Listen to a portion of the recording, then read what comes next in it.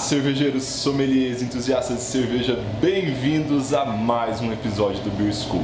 Hoje a gente vai fazer o review detalhado do equipamento K45 da EZ Brew, que é o equipamento que eu estou usando atualmente aqui na minha cervejaria dos sonhos. Vamos ver quais são as principais vantagens, o que ele tem de bom a oferecer e como é abraçar com eles, mas eu acho que isso vocês já viram em alguns episódios aqui do Beer School. Bora lá?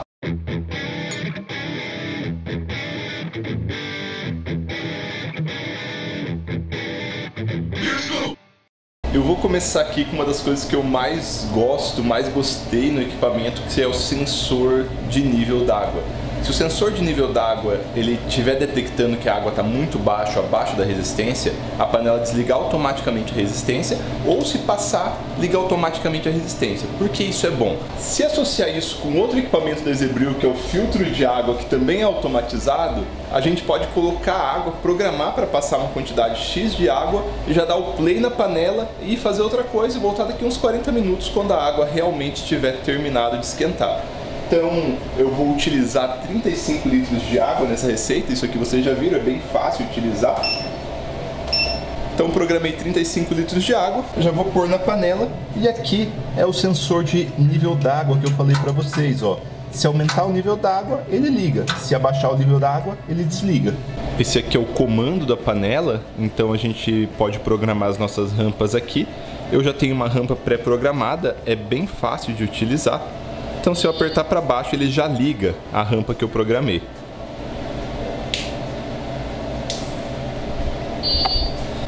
Para a gente programar uma rampa nova, a gente segura aqui os S de set point. Então o nosso primeiro set point está em 64 graus, que é exatamente o que eu vou utilizar, porque é a mesma receita que eu fiz da última vez. Eu vou repetir ela, 60 minutos. E aí vai para set point 2, 78 graus. 5 minutos. Aí vai para set point 3, 100 graus. Nesse caso, 120 minutos, que é uma cerveja que eu fervi bastante mesmo. Então tá nossa rampa. Então aqui simplesmente vou apertar para baixo, ele vai iniciar a rampa. Ligou.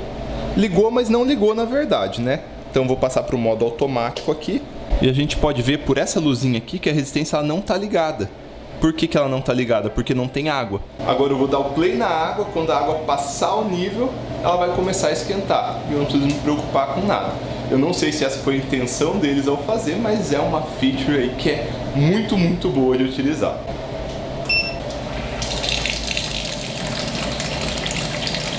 Isso aí, joguei uma partida de Overwatch, voltei e a água está em 56 graus, faltando só 9 graus para chegar na temperatura do set point.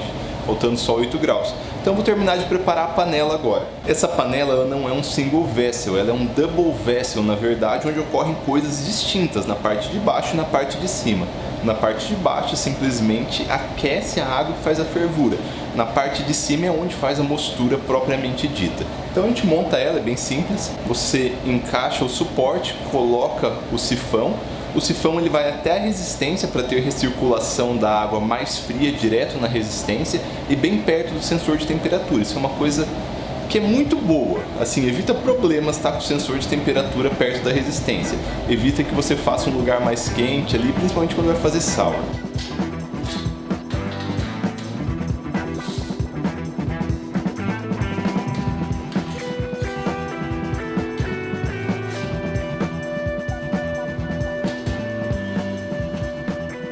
Dado a natureza da panela, agora a gente tem que encaixar o controlador. Uma coisa bem simples, mas é necessário fazer. E aí pluga o sensor de transbordamento. E para finalizar, só encaixar a água. Panela pronta para usar, a gente procede com a correção da água agora e colocar o malte, já está quase na hora de iniciar a sacarificação. Então, finalizando a adição dos 3 sais, bem simplesinho, só colocar aqui. Aqui eu posso ligar e desligar a bomba. Fundo falso.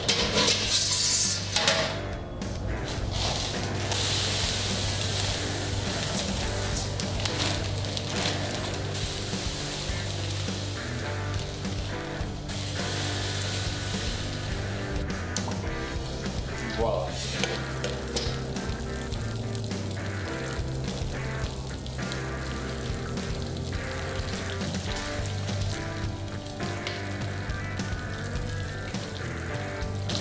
como esse é aquele estilo que vai farinha de trigo tem que entrar já diluída, né?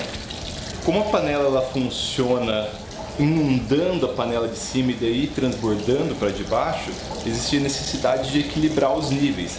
Esse talvez seja o passo que mais requer um pouco de experiência com o equipamento. Mas é bem simples, ela tem uma válvula que vai regular o quanto vai sair de água para cima e uma válvula que vai regular quanto vai para baixo. Você pode fechar ou abrir qualquer uma das duas. Geralmente você deixa uma parcialmente aberta e regula tudo na outra. Aí ela vai ficar no nível correto. Mas se você errar não tem problema porque ela tem um sensor de transbordamento. Então olha, o nível d'água está alto e aqui é o sensor de transbordamento. Se ele subir, trava. Então o que eu tenho que fazer? Eu vou abrir a válvula aqui embaixo um pouco e vou fechar um pouco.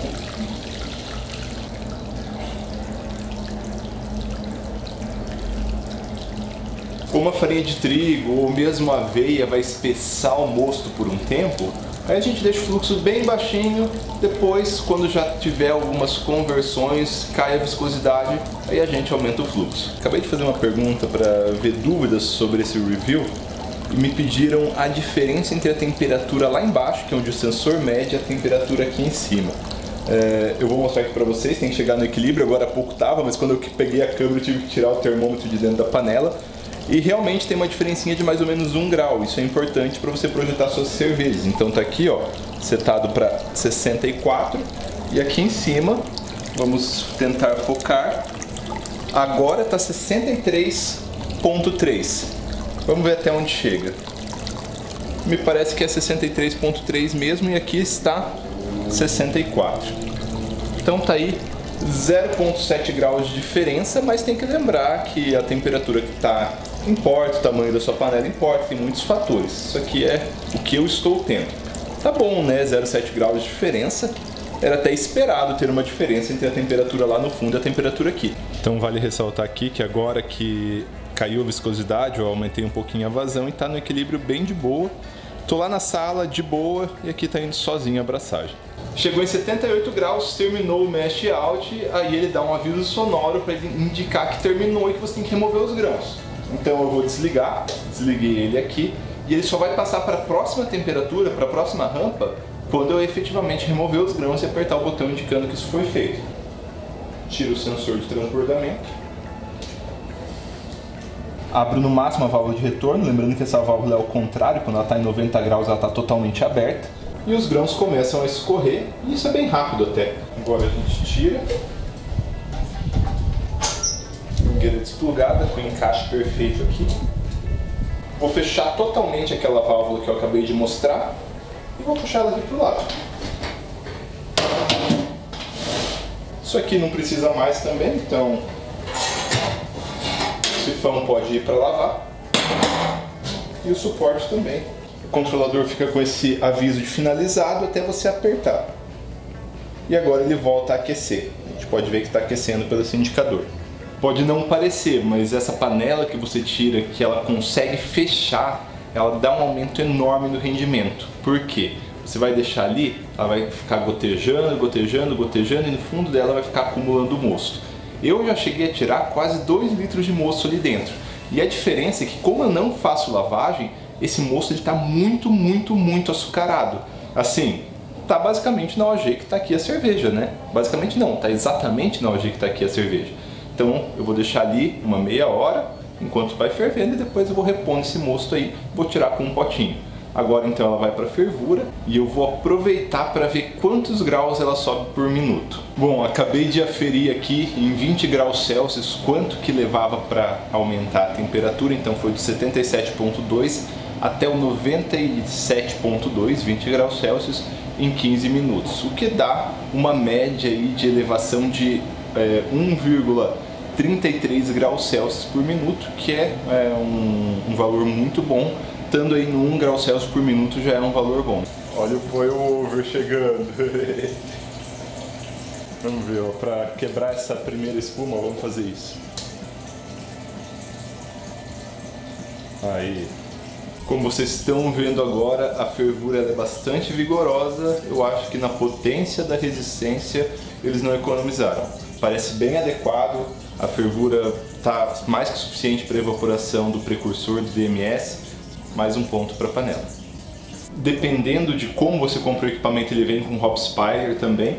Hop Spider ele pode ser bastante interessante em casos de grande lupulagem, que ele vai aumentar a eficiência, o lúpulo vai ficar aqui dentro. Como está quente, você não vai perder aroma, não vai perder eficiência. Eu vou usar pouquinho lúpulo hoje, estou fazendo uma cerveja belga, mas vou colocar o Hop Spider só para mostrar para vocês. Ele encaixa perfeitinho e ainda tem um ganchinho aqui para encaixar a mangueira. Você pode encaixar ela aqui e ela vai até lá embaixo para deixar recirculando junto com o lúpulo.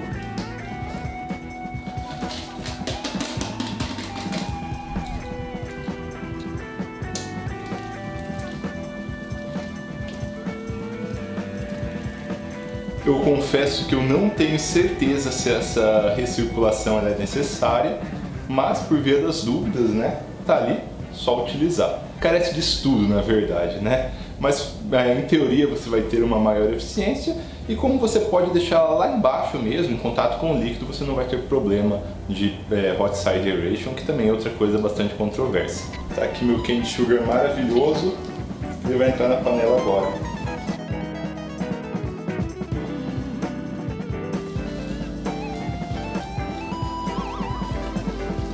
Como eu falei para vocês, a gente pode recuperar então o mosto, ó. Então, ó, 500 ml já. 600 ml na verdade, 700 ml, contando que eu fui além da marca. Mais 500 ml. Então a gente tinha uma grande quantidade de açúcar, a gente salvou 1,2 litro, 1,3 litro de mosto, cheio de açúcar. Daí a gente consegue, só disso, tem que fazer as contas, mas eu vou imaginar que a gente ganha uns 3% de eficiência pelo menos só nisso daí. Fervura finalizada, eu vou fazer um whirlpool sem o chiller de imersão mesmo, porque geralmente eu faço com chiller de imersão, mas eu tenho lúpulo.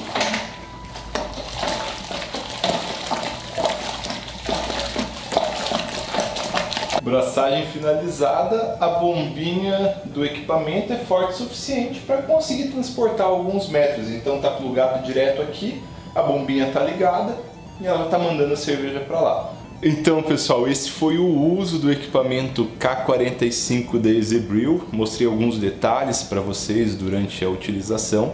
E agora eu vou falar minha impressão geral, porque eu já usei ele algumas vezes, eu acho que já foi umas 10 vezes pelo menos, e eu quis fazer isso antes de fazer o review para eu ter uma impressão melhor para poder falar para vocês, não só a impressão de uma ou duas utilizações. Começando com os destaques do equipamento, a gente tem a eficiência maior. Eu estava um pouco cético quanto a essa eficiência ser realmente maior e a gente atinge aí dependendo da receita, dependendo da quantidade de malte que usa, porque é muito dependente disso, né? 80, às vezes 85, às vezes 75% de eficiência.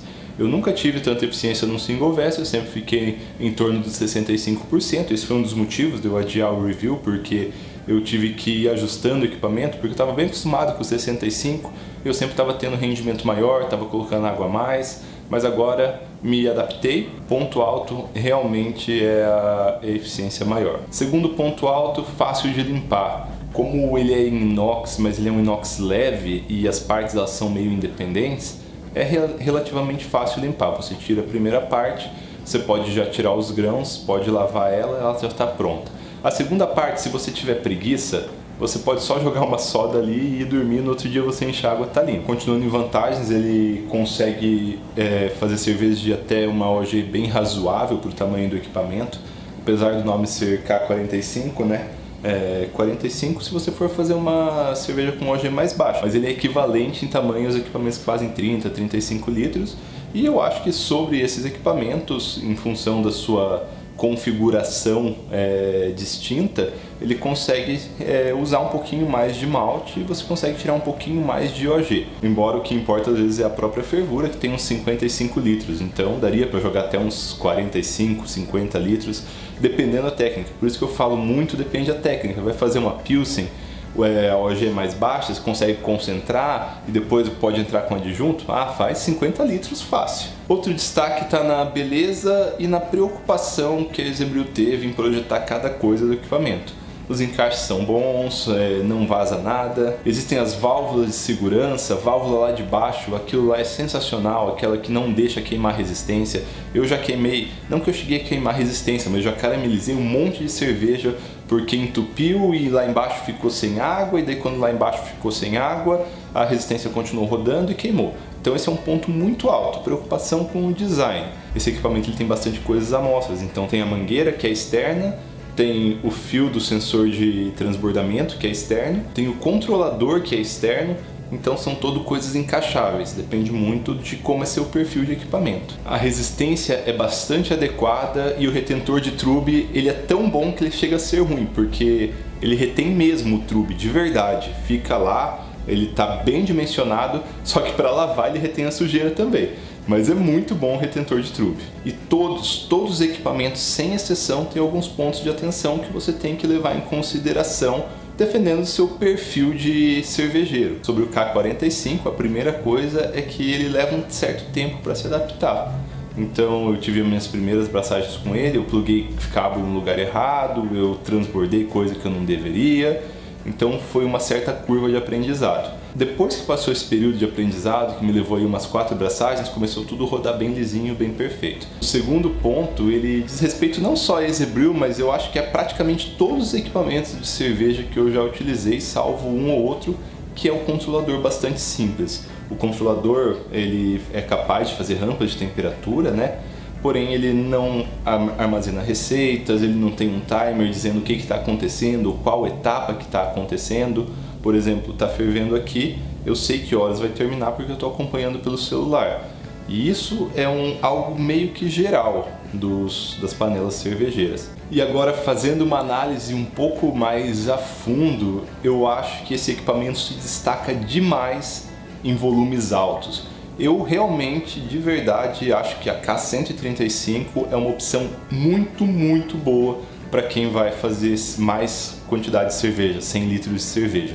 Porque esse design aqui extrapolado, que é basicamente o que é o K135, você vai ter a vantagem que é muito boa nesses tipos de equipamento maior, né? Que é uma eficiência maior, junto com esse design que é mais leve. Então eu tenho alguns amigos que têm a K135, eu tive a oportunidade de usar, a gente pega essas vantagens daqui e extrapola para um equipamento maior, onde essas vantagens elas acabam tendo um destaque muito maior. Então dentre os equipamentos que eu já utilizei para braçagens maiores, o K135 certamente é um grande destaque. E o meu objetivo nessas séries de review que é sempre mostrar as vantagens e desvantagens de cada tipo de equipamento, se eu já utilizei eles pelo menos alguma vez. Então espero que vocês tenham gostado, dúvidas aqui embaixo e até o próximo review.